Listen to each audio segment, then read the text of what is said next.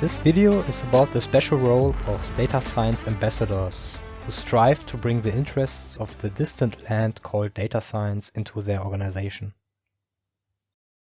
One important question that we should ask ourselves is, who should be responsible to support the establishment process internally? What we need are employees within the company who see the advantages of data science, can convince other people of them, and accompany the whole process. We call these people data science ambassadors.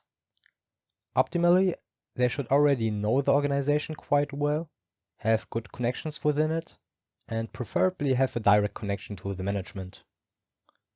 Typically, these ambassadors already have some basic idea of what data science is, because otherwise they would just not be motivated to help establishing it. However, in order to help in the establishment process, while they do not need to be able to apply data science methods themselves, they do need a specialized basic training in data science. This training should teach the data science ambassadors to, first of all, communicate basic understanding of data science on their own. As a data science consultant myself, I am used to explaining data science methods and concepts. And within every project, new people will join at some point who were completely uninvolved until then, and therefore didn't participate in workshops or meetings where we explained the fundamentals of data science. So naturally, they will ask many very basic questions.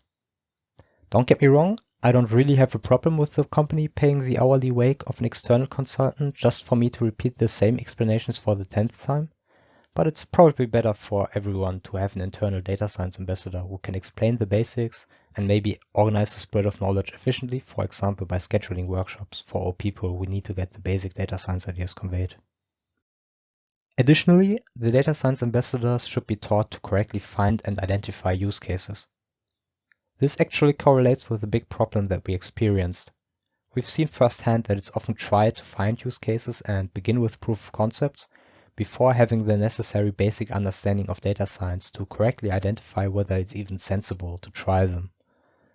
So you might get use cases that are just doomed to fail, either because the people mix up human learning and machine learning and try to use black box machine learning models to gain important information, or because the databases or the necessary labels literally don't exist. So at the very least, a data science ambassador needs to be able to differentiate between machine and human learning, and they need to have a basic understanding of how data, labels, and predictions relate to each other.